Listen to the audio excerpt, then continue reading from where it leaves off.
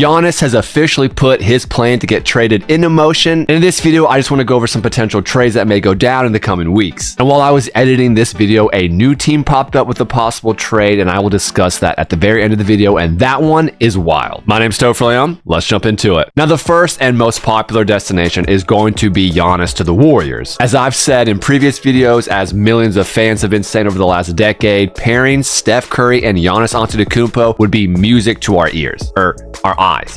And that trade would consist of the Warriors sending over Draymond Green, Kuminga, Buddy Hield, 4 first-round picks, and the Warriors would receive Giannis and Thanasis, his brother. Is this a good trade for the Warriors? It is and it isn't, because you're obviously going to pair Steph and Giannis this year, next year at least, because we're seeing Steph kind of become more injury prone, which is very unfortunate. But you would also probably get the next 3-4 years as well for sure of Giannis playing at a very high level, and that's great to think about. But you would now also be souring a relationship with one of the core components to one of the greatest dynasties of all time, your most important tenure as a franchise, and that would leave only Steph Curry of that trio not hating your organization. And I don't know if you want to go in that direction. But at the same time, winning one more championship for Steph Curry, who cares, right? Like, they're going to do it if they can. And honestly, the Bucks don't get that bad of a return, with Kuminga being very young, showing a lot of promise, and it's very possible he's kind of having a mental obstacle that he just can't get over being in San Francisco, Golden State. And this could be one of those Baker Mayfield situations where you just need a change of environment, you go to a new place, and you shine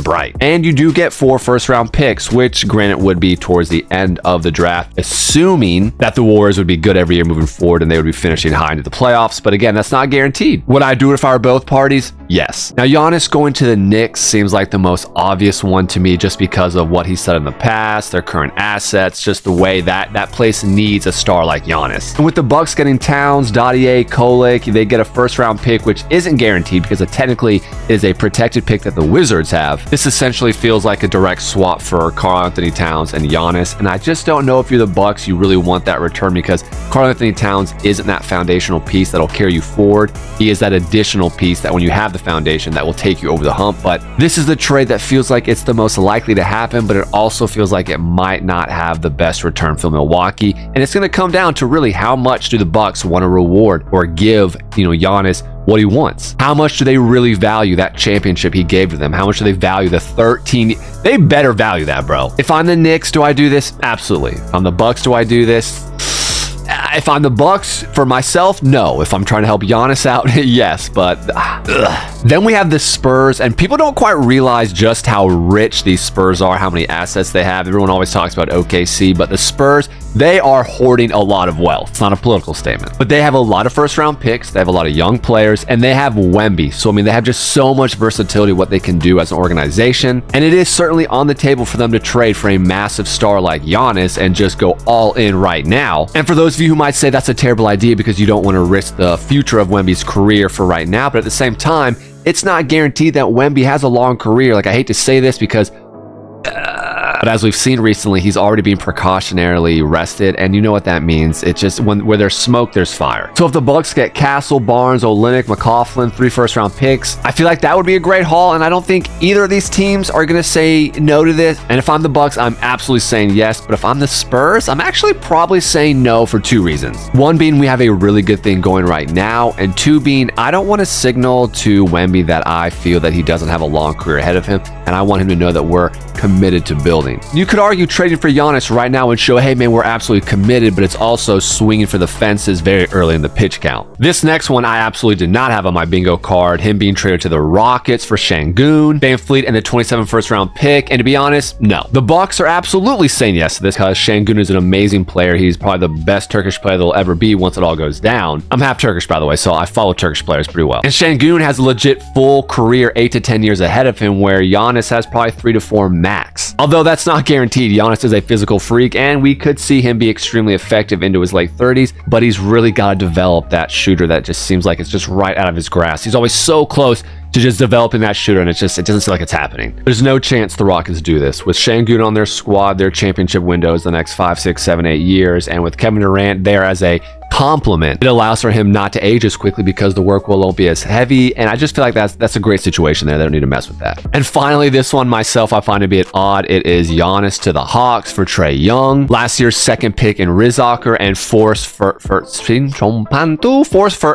first round picks. I believe the thought process behind the Hawks going after Giannis right now would be that they could win everything this year because the path, the resistance to get there right now in the East just isn't there with all the injuries. And to be honest, the Hawks aren't that bad of a team, and they would be leaving enough behind for Giannis. Because again, this would be really focused around those 4 first-round picks. And Trae Young is good, but like, come on now, he's Steph Curry light, maybe just but also watered down. This feels like one of those situations where the GM might be looking to make something happen and gain his own notoriety there because, if they were to win and pull it off this year, that would be insane. You can't deny the idea of a front court with both Giannis and Porzingis is kind of potentially insane. But then, of course, that would have nothing on Giannis and Wemby, so that would be even cooler. Now, where do I actually think he's going to end up? I believe it's going to come down to the relationship between Giannis and that Bucks front office. And I just can't help but feel like he's done so much for them that they're gonna give him what he wants, I feel. And I think he's gonna probably either gonna want to go to New York or San Francisco. And even though I personally want him to go to San Francisco because I love Steph Curry so much, I think that tandem would be insane. I think he's gonna probably end up in New York because the NBA probably also wants that. As a Lakers fan, I still have this weird suspicion that Luka to the Lakers was this weird back channel, like, hey, Nico Harrison, I know you work for the Mavs, but you kind of work for the NBA, so please let this trade happen. And if you get fired,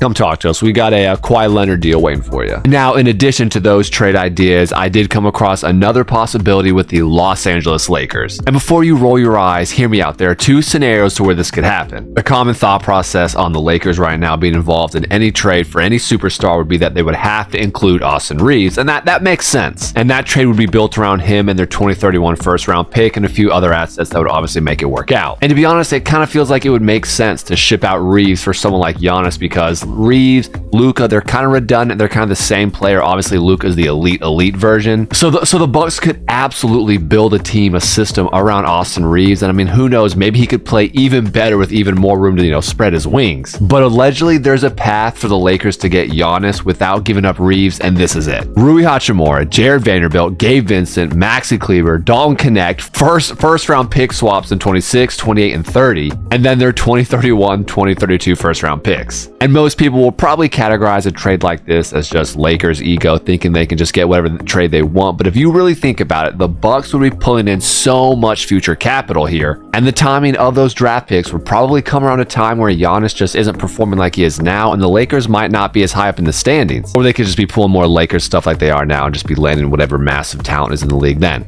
And to be honest, not everyone in the league is sold on Austin Reeves, and the Bucks might just prefer to just completely start over and see what they can pull in the next couple of years. All right, that's enough you have for today. You know the deal. Hit that subscription button, and as always, go out there and do something great. But also maybe watch. You knew what I was gonna say. Maybe watch one of these videos beforehand. I'm telling you, if you haven't watched it yet, Kobe's 81 over Wilt's. It's a good food for thought. Organic.